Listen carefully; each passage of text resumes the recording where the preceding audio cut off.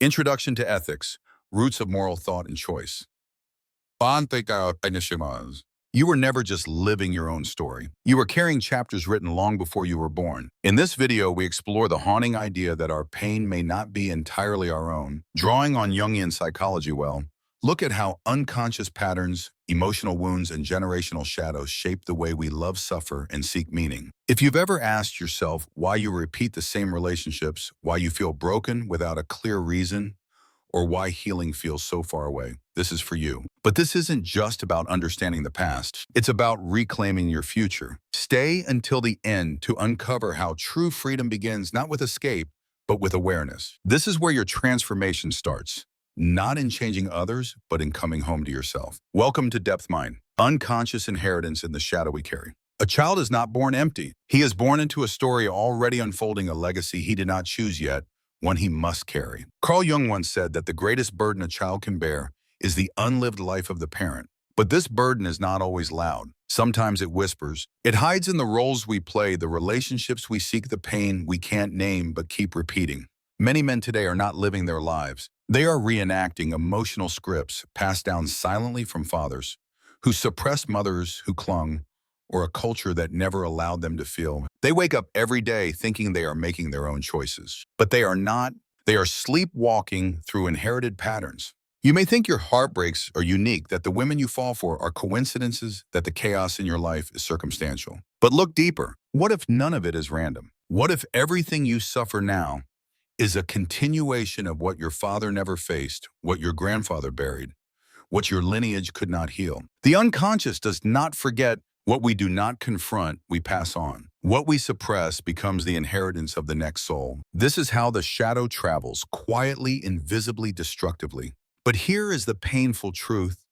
Until you make the unconscious conscious, it will control your life, and you will call it fate. You will believe your pain is personal, that your shame is yours alone. But it is not. You are carrying the weight of generations, and that weight is not your fault, but it is your responsibility. Healing begins when we stop blaming others and start asking the harder question, what within me has never been seen? When you trace the thread of your suffering back to its roots, you don't just find trauma, you find clarity. You see the system, you see the legacy, and suddenly you're no longer trapped inside it. You are standing outside watching the story unfold, and for the first time, you can choose to stop it. Anima, the inner feminine and invisible temptation. Every man carries within him an image. It is not physical. It does not speak in words. It moves through dreams, fantasies, obsessions, and longings. Jung called it the anima, the inner feminine. She is the emotional core of a man's psyche, his bridge to intuition, to soul, to feeling. But when ignored, she becomes dangerous. Not because she is evil, but because she is unconscious.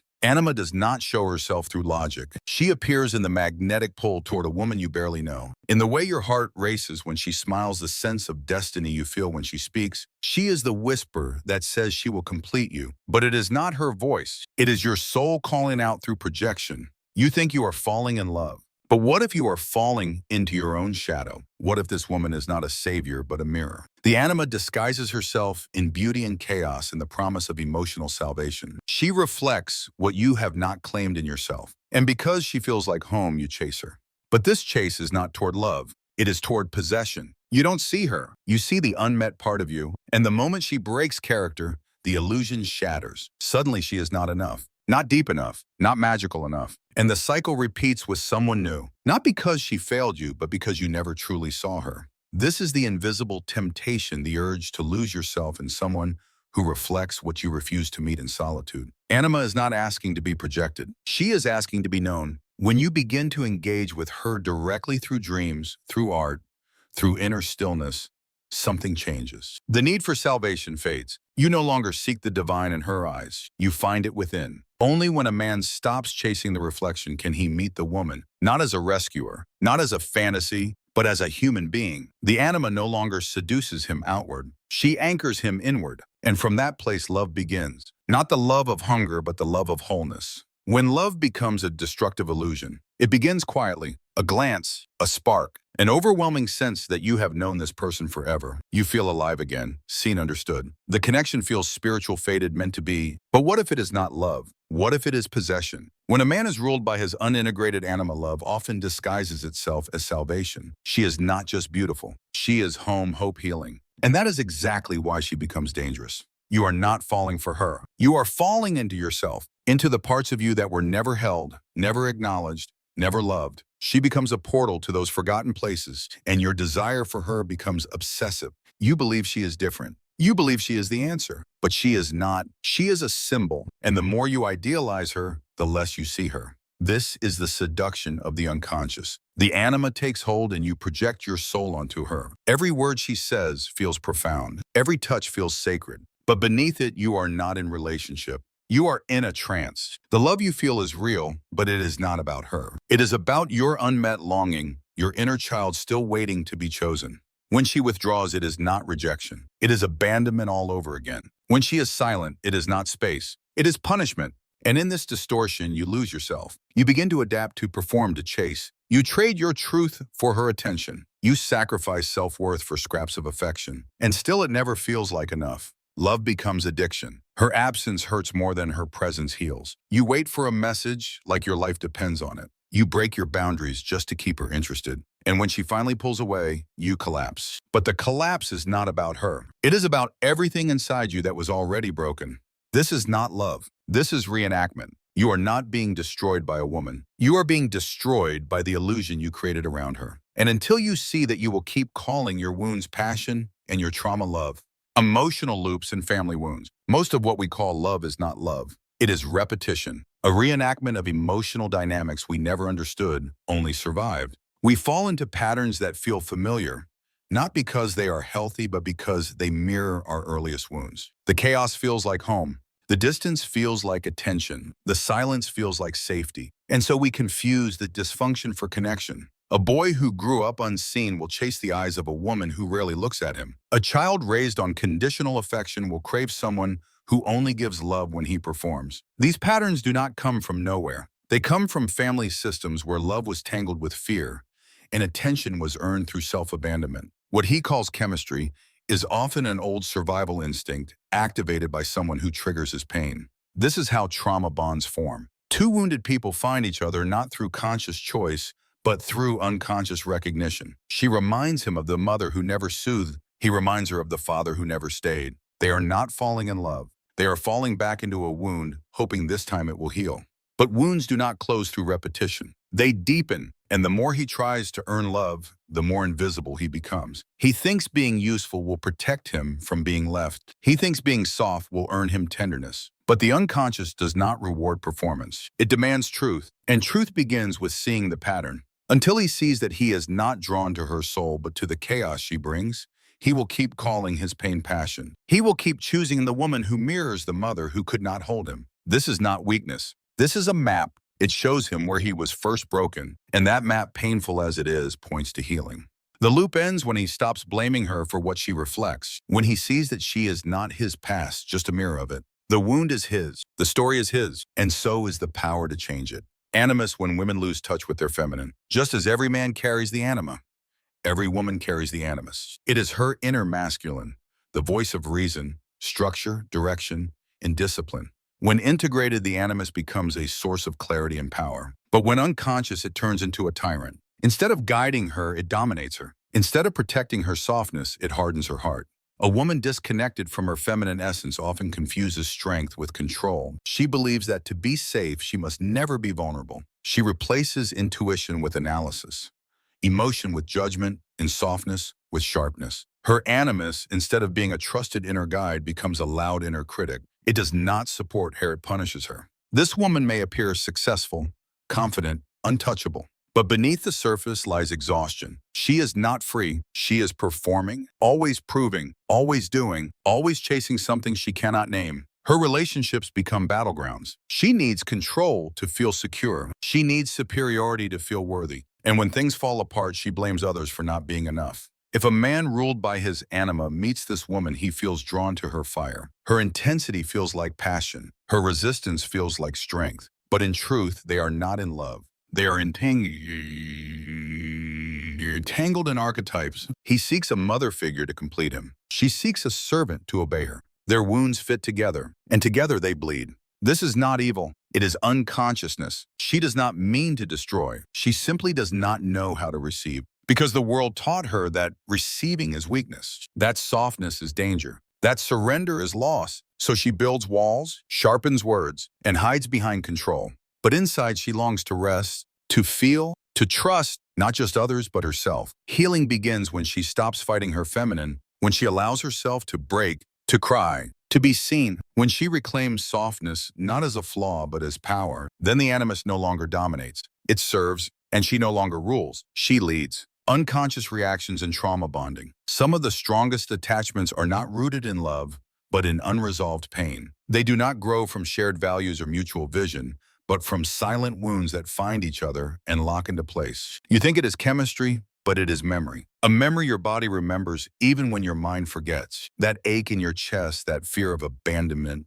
that obsessive need for closeness, it did not begin with this person. It began long before. Unconscious reactions are powerful. You feel drawn to someone and cannot explain why. You overlook red flags, rationalize toxic behavior, and cling to the highs because they distract you from the lows. Your nervous system is not seeking peace. It is seeking familiarity. And if chaos is what you knew, chaos is what you chase. This is the danger of trauma bonding. When pain becomes the glue that holds two people together, the relationship starts to feel like survival. You confuse intensity with intimacy, volatility with passion. You mistake the emotional roller coaster for depth. But real connection is not built in chaos. It is built in safety, in presence, in truth. When you are caught in a trauma bond, you stop being yourself. You start managing the other person's emotions, anticipating their reactions, avoiding your own truth just to keep the peace. You do not grow. You shrink. You silence yourself, and then you call it love. But love does not require the death of your voice. It does not demand that you abandon your needs to keep someone close. If staying requires self-betrayal, it is not love. It is a wound reenacting itself through the illusion of devotion. Healing begins when you stop asking why they keep hurting you and start asking why you keep staying. When you trace the pain back to its root, you will likely find a younger version of yourself still waiting for someone to choose you. But no partner can rescue the child within. That is your work. You are not broken for craving love, but you suffer when you confuse pain for proof of it. It is not your fault that you learn to bond through trauma, but it is your responsibility to unlearn it, seeking connection or filling a void. Many relationships are not formed from love, but from emptiness. Not from a desire to share life, but from a desperate need to escape aloneness. We call it connection, but it is compensation. One lonely soul finds another, and instead of building something true, they begin to build around the wound. You say you want intimacy, but what you crave is someone to distract you from yourself. You say you want love, but what you seek is relief from the ache of your own silence. So you cling, you chase, you idealize, you project, not because you see the other clearly, but because you cannot bear to sit in a space where no one sees you at all. In this place, any attention feels like affection. Any presence feels like love. But love built on the fear of being alone is not love. It is need. And need distorts. It turns people into saviors, affection into dependency, attraction into addiction. You are not loving them. You are trying to escape you. This is why healthy love often feels boring at first. There is no hide, no drama, no roller coaster. Just quiet stability. Just someone showing up consistently without trying to fix you or complete you. And because your nervous system was trained to equate chaos with love, calm feels like emptiness. You say there is no spark, but maybe what is missing is not chemistry. Maybe what is missing is your pain being triggered. The truth is when you are full inside, you do not chase, you choose. You do not demand someone to complete you. You invite them to walk beside you. And you do not collapse when they leave. You grieve, but you remain whole. Healing is not just about cutting ties with toxic people. It is about facing the silence you were running from. It is about learning to enjoy your own company, to listen without needing a reply, to breathe without needing witness. That is where real connection begins, not with someone else, but with yourself. Only then can love be something sacred. Not a rescue mission, not a transaction, but a meeting of two souls, not to fill the void, but to share the overflow. The self-authorized man, beauty's greatest fear. There is a kind of man who does not chase, he does not beg, perform, or adapt himself to win favor. His strength is not loud, but it is unmistakable. He is not led by desire but by direction, not ruled by longing but rooted in clarity. This man is rare because he no longer seeks validation from the feminine. He has reclaimed it from within. To a woman still ruled by her animus, this kind of man is both terrifying and fascinating. She cannot manipulate him with silence, nor seduce him with charm. Her usual strategies do not work. He sees through the performance not with judgment, but with presence. And that is what unsettles her the most. He cannot be used. He cannot be moved by anything that does not align with his soul. This is the self-authorized man, a man who has done the inner work. He has faced the anima and withdrawn his projections. He no longer places the burden of his wholeness onto a woman. And because of this, he is sovereign, not detached, not cold, but self-contained. He knows who he is, and no gaze, no rejection, no absence can make him forget. This kind of man is dangerous to illusions. He threatens every story that says a man must earn love through sacrifice. He challenges every lie that tells him he must prove his worth through submission. He no longer chases beauty. He honors it, but he does not trade his soul for it.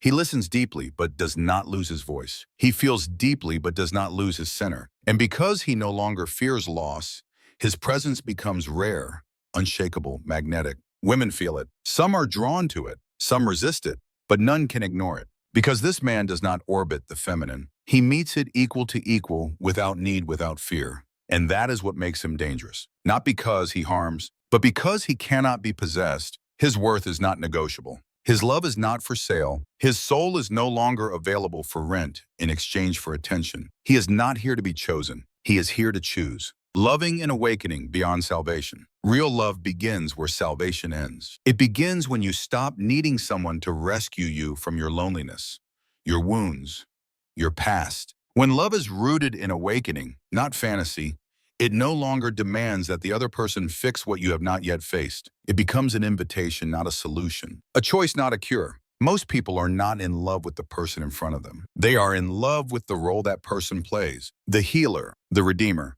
the answer. But no one was born to carry the burden of your wholeness. The moment you expect someone to complete you, you place your freedom in their hands. And love turns into dependence. Awakened love does not ask the other to fill your void. It asks you to stand in your own fullness and meet another soul doing the same. It is not born of desperation, but of clarity. You are not reaching for someone to save you. You are choosing someone who reflects the peace you have already found. This kind of love grows slowly. It is not a firework. It is a steady flame. It is not made of emotional highs and crushing lows. It is made of presence, of listening, of truth. You do not fall into it. You walk into it with eyes open and heart grounded. And because of this, it is terrifying. Because it asks you to be real, to be honest, to show up without the mask. There is no more pretending, no more chasing, no more performing to earn affection. Just two people standing side by side saying, I see you. I choose you, not because you make me feel enough, but because I already am and I want to share it with you.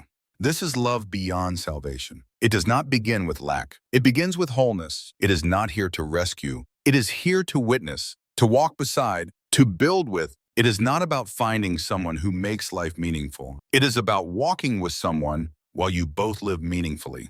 The man who has come home to himself. There is a man who no longer waits to be chosen. He does not seek completion in a woman's gaze or permission to feel worthy. He has walked through the illusions. He has loved, lost, broken, burned. And through each fall, he has discovered something deeper. That the home he was searching for was never in her arms. It was in his own presence. This man no longer confuses attention with affection. He knows the difference between being needed and being valued. He no longer trades authenticity for acceptance or silence for closeness. He speaks what is true even when it costs him comfort. He stands alone, not in bitterness, but in peace. He is not hard. He is not cold. He is not distant, but he is no longer moldable. His love is not earned by performance. His heart is not swayed by chaos. He does not fall for potential. He listens not to be seduced, but to understand. He sees beauty, but is not captured by it. He respects emotion, but is not governed by it. This man has integrated his anima. He no longer searches for her in others. He has welcomed her back into himself. She now lives within him as clarity, compassion, and depth. She no longer whispers lies in the shape of longing. She speaks through intuition, through stillness, through presence. This is the man who has come home to himself. He does not ask others to carry what he has learned to hold. He does not need saving. He does not need fixing. He does not run from grief or hide from longing. He sits with it, learns from it, lets it shape him without owning him. In his presence, others feel safe, not because he provides all the answers, but because he does not pretend to. He is grounded not because life has spared him, but because he has walked through the fire and chosen not to close. He loves without losing himself. He gives without emptying. He holds without controlling. Women do not orbit him because he demands it, but because he commands it through who he is. His presence speaks louder than promises. His attention is a gift, not a plea. His boundaries are clear, not cruel. His yes means yes. His no means no. He is no longer trying to become a man. He already is. Not by conquest, not by performance, but by returning to the truth, to the body, to the soul, to the quiet place inside that was always enough. True transformation is not loud. It is not a sudden breakthrough or a dramatic awakening. It is quiet. It happens when you stop searching for meaning outside and begin to meet yourself inside. When you no longer chase love, but become love. When the question shifts from who will choose me to how deeply can I choose myself. That is when the real journey begins, not towards someone else, but toward home.